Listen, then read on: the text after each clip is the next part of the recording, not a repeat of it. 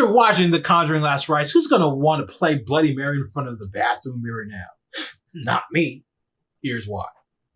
We got merch, y'all. Be sure to like this video and subscribe to stay tuned and show support for the channel. What up? VSD here coming at you live, and I just watched The Conjuring Last Rites, and today I invited a special guest to join us, and it's none other than the GOAT himself, Death. Yo, don't look at me like that. Listen, I'll explain everything. I invited him back because the Final Destination Bloodlines review was a hit. And since you helped me out with the 28 Years Later review, I brought you back too. No, I'm not inviting Scott next. He owes us money. So, let's begin. The demon in the magic mirror. Hey, oh I, hey. The Conjuring Last Rites is the last of the Conjuring movies, marking the end of Ed and Lorraine Warren's adventures, played by Patrick Wilson and Vera Farmiga. There are actually 10 movies within the Conjuring universe, where 9 are directly related to the main cast. Including their current movie, there are 4 movies that bear the Conjuring name. I'm not going to bore you with all the intricacies, but I will sum them all up in chronological order like so. Chronological order. Did I say that right? The Nun. Ooga Booga Bitch is released from a nun's monastery and wreaks havoc on all those who approach these hallowed grounds. The Nun 2. Ooga Booga Bitch shows up again, possessing Groundkeeper's Willie over here, and search for the eyes of St. Lucy in order to enhance his demonic powers like some Infinity Stone bullshit. I did a review on this one way back, and the link is in the description. Annabelle creation. Raggedy Ann is created, and a demon haunts the orphanage in the guise of the dollmaker's deceased daughter. Damn! Annabelle.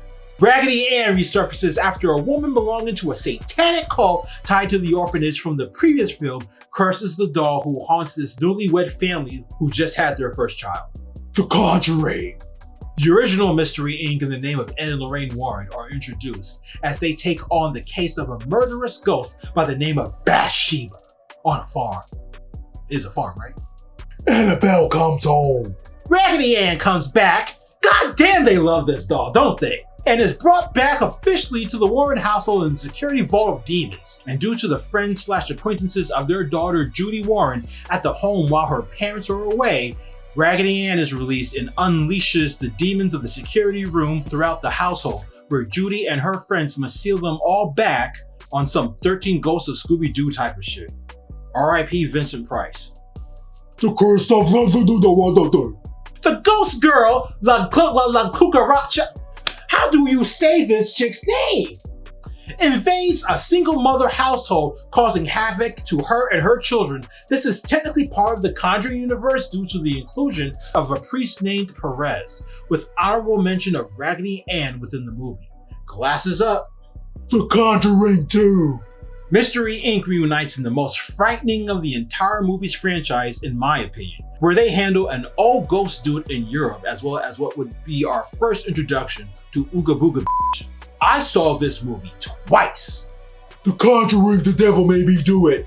Mystery Inc. handles the case of their first encounter with Satanists in the middle of a period in America known as the Satanic Scare, which spread globally across different parts of the world. Hide your Pokemon cards, y'all.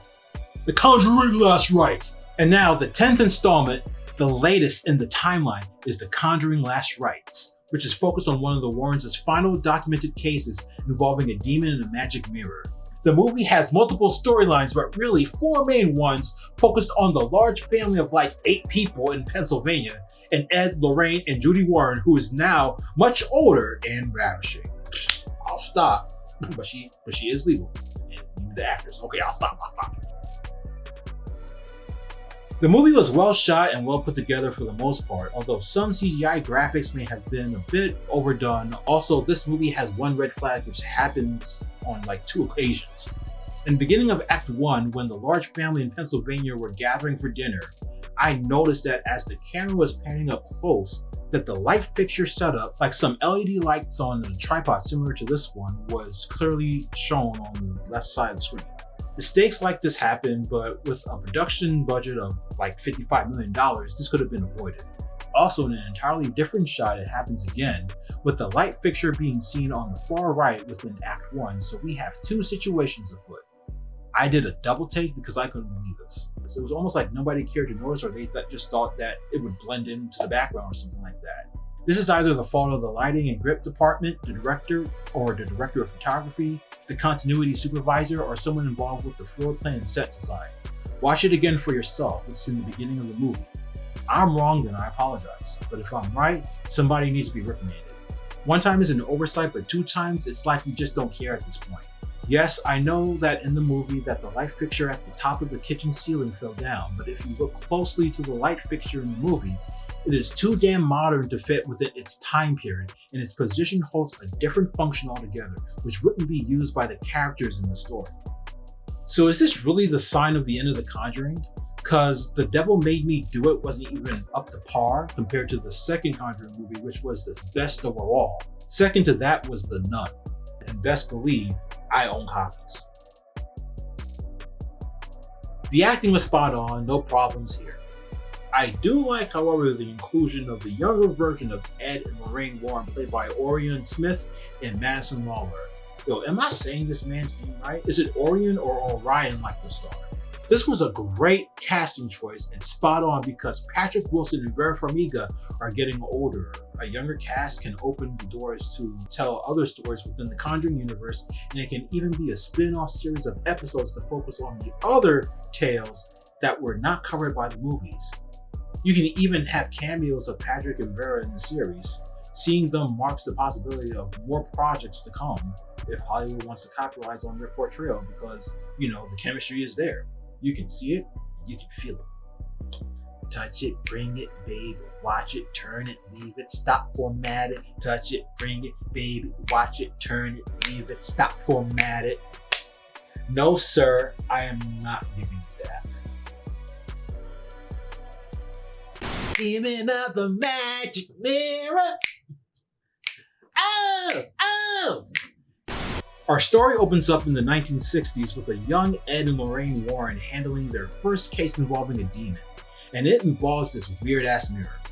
We learn that the client's father hangs himself, and there is now strange shit going on in the room where the mirror is located. Also, Lorraine is pregnant. So as Ed is talking with the client, Lorraine investigates the area and discovers the mirror. You see, I wouldn't even let this chick do this by herself. She is pregnant, sir. I would have done this the other way around, but whatever. This is based on a true story, right? All right, let's move on. After a bunch of spooky shit, Lorraine touches the mirror, it cracks, and the baby is now on its way. Ed takes Lorraine to the hospital, the baby is delivered dead. And as Lorraine holds the child and prays, the baby begins to breathe, and they name her Judy, which actually means woman from Judah or Jewish woman. Yeah, there's no really special reason why this girl's named Judy that was revealed in the movie. Although if you look at the meaning of the name Judah, Judy's name might mean something like a woman who is to be praised, or the feminine version of Judah, which just means praise. Or it can also mean woman of praise. Yo, shut up, I'm smart. After a montage of young Judy's life, we are taken to the 1980s where Ed now has high cholesterol and is getting ready to celebrate his birthday. Damn, no song. And guess what? Judy has a boyfriend. Judy has a boyfriend. And it's Big Tony! And as the Warrens are celebrating Ed's birthday with a lot of familiar faces from the previous films, we then are taken to a scene with a large family of like 8 people in a small town in a little house in the suburbs of PA. And one of the daughters is celebrating her confirmation at church, i.e. the laying of hands by the bishop and anointing oil of the person becoming part of the covenant of God to live as a devout Christian. In simplistic terms, in Catholicism, this is like you wearing a promise ring, if you get my drift. After this momentous occasion, everybody is back at the house having dinner and cake, and Grandpa and Grandma got a gift for this girl. They managed to bargain for the sale of the magic mirror from the Warrens' first case they actually never finished. Why would this shit be on sale? As the party went on, weird shit started happening, like light fixtures falling from the ceiling, dolls floating, and phone cords being like tugged out of people's hands into like a dark corner of the closet. Bad luck everywhere. So two sisters managed to throw out the mirror, but one of the girls ended up vomiting up milk and blood during the breakfast as the mirror was being crushed by the garbage collection, and she ends up like pulling a shard of like glass out of her throat. So the family takes her to the hospital, as luck would have it. Yo, can you chill, dude? We talked about this before. And you need to stop being a pussy. The family was actually on Larry King Live, and they are experiencing hauntings, which bring more media attention from the news, but the Catholic Church has not responded to their request yet. But they managed to get on Larry King Live. Meanwhile, Judy has been seeing shit and reciting a nursery rhyme taught to her by Lorraine to chase the bad omens away ever since she was a child. Mind you, at her dad's party, Judy saw Raggedy Ann in a rocking chair when the doll should have been locked up in a cage, and this was before Big Tony managed to propose, which she said yes to under the most interesting turn of events possible. Let's just say everyone was excited and thrilled, but it's not until a priest who's a family friend of the Warrens arrives in PA to try and help the family that things take a turn for the worse. The priest has been watching the news, showed up to the house, sprayed like Febreze all around the basement, and when the fog showed up, he booked it and tried to get help from the Catholic Church directly, but an evil spirit got to him and he hanged himself to death by using an electric cord from the floor sweeper mop, and his funeral was held within the following week with the Warrens and Big Tony present. Damn, they built up shit strong back then, huh? Now, Lorraine is busy doing the dishes, and after seeing a vision involving herself pulling a locket from the drain that has Judy's picture in it before the kitchen fills with blood, in her head, y'all, not in real life, Ed is there and Lorraine comes back to reality, and Lorraine believes that Judy is in danger. They connect with Big Tony, who knows where Judy is because of her conversation with the priest at the other priest's funeral, and they arrive in PA at the house with the magic mirror, bypassing the police and the press, where they go inside the house to find Judy. They're attempting to help this family. Dog, all of this is happening in Act 1. Judy convinces her parents to help the family, and they do their investigation where they find out there are 3 ghosts that are haunting this place. She discloses that this land used to be a farm, and the husband murdered his wife for cheating, as well as her estranged mom, which should have been the focal point of this entire story. Like, look at this f***ing mom. Yet something seems to be blocking Lorraine's vision, which is reminiscent of what happened to her in Conjuring 2. Yo, is this based on a true story, right? This is based on a true story. Damn. So let's just move on, but you know that's not what it means.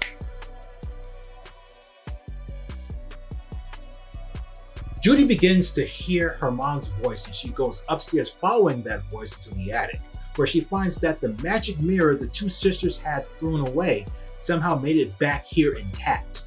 After seeing drawings in chalk hinting at Raggedy Ann on the ceiling, Judy tries to flee but has to fight back the hauntings of the Raggedy Ann doll demon that morphs into a giant monster on some Resident Evil shit. Like, is this doll like free or is it caged in? At this point, I'm like, call the Uzumaki clan. Judy falls down the stairs and her parents give her treatment, but after Judy shares the details of what happened, Ed and Lorraine see the demon mirror again for the first time in like 20 years. That's when they spill the beans on how they abandoned their first demon mission encounter, and so they never knew what happened to their client. As Judy is recovering, Ed and the husband of the house wrap the mirror in cloth and 2 belt cables to take it back to the Warren house safety room, where Big Tony's job is to just get the car ready. However, the cloth comes off as they are carrying it out of the attic. The husband sees a spirit in the reflection where he ends up falling through the floor, causing the mirror to fall on top of his foot. Meanwhile, Big Tony starts the car, almost hits the ghost mob, and crashes the car on the side of the road, where forces beyond our understanding are keeping everybody locked in the house. No one can leave, and no one can get in. Lorraine finds Judy possessed, who then pushes her mom down into the basement to face off with the husband ghost wielding an axe with his ghost wife present. Yo, why the f would these ghosts want to work together? Then Judy, in like demon chakra mode, QB mode, accelerates Ed's heart condition, causing him to fall back as she goes up the stairs while freaking out the family of the home present at the time. Big Tony manages to break into the basement from the outside and save Lorraine, which I don't even understand how that is even possible. Wait, is this Genjutsu? Is all of this Genjutsu? This is Genjutsu! The family of the home managed to evacuate the premises. Reunited with Ed, they go up to see Judy hanging herself in the attic. Ed, Lorraine, and Big Tony manage to get Judy down, but they fall through the floor in front of the magic mirror. This magic mirror. Ed, Lorraine, and Big Tony manage to get Judy down, but they fall through the floor again, well, some of them, in front of the magic mirror. As Ed does CPR on Judy, Lorraine notices the demonic reflection. Judy manages to make it through, but the mirror levitates and spins out of control. Ed asks for his book, so I'm like, okay, so he's getting the Bible, but he ends up reading passages involving like Michael the Archangel, which I don't even think is canon. The mirror is fighting back and pushing everyone to the end of the hallway, and I'm like, poor Tony. That mirror is on top of him and dragging him along. Welcome to the family, son. Lorraine ends up telling Judy to fight back and let go of her restraints, and they place their hands on the mirror, and now the world shall know pain. They do Sage Art Almighty push and push this some bitch mirror off Tony boy, and the demon has been vanquished. Judy and Big Tony get married, and guests from the previous movies are present at the wedding, and during the dance, Lorraine shares with Ed her final vision of the family they will have through Judy and Tony and the adventures they will have. They will still manage to help people, but over the phone. Now you're up, homie. Do your shit. Go ahead. I call this the curse of the demon of the magic mirror. The demon from the 1960s who inhabited the mirror has an MO of causing his victims to hang themselves. This is shown with the death of the client's father at the beginning of the movie, as well as Judy in the womb, who was strangled by her own umbilical cord. This is also the case where the priest who was under the influence of the demon hanged himself, which led to everyone being in the home in PA where the mirror resides. Here, when Judy is possessed, she hangs herself in the attic, which is symbolic to the time of her birth. The real Judy is still alive and made a guest appearance in this movie with her husband, where they played the role of guests in the background at Ed's birthday party. Only time will tell if this curse has truly been lifted. Damn. Yo, I'm scared too. There is an emotional story, but it's more focused on the Warrens and not the family in PA as much. However, I will explain it like so. It's all about coming to age and letting go. The first half of the movie starts off with Lorraine being able to give birth to Judy, which is a woman's start in motherhood. The problem of the movie involving the family in PA begins because one of the daughters had a confirmation at church, which is her time of passage being recognized under the Catholic faith as a seriously devoted Christian. This was what led the grandparents to buy the demon mirror at unawares as an honest gift for her party after the service. At this time, Judy is now older and is looking to begin the new phase of her life with her future husband, Tony. And Ed and Lorraine must learn to let go and trust Judy with Tony. Lorraine was willing to do so for the marriage, but letting her go as an adult, venturing off on her own with her gift was still a problem.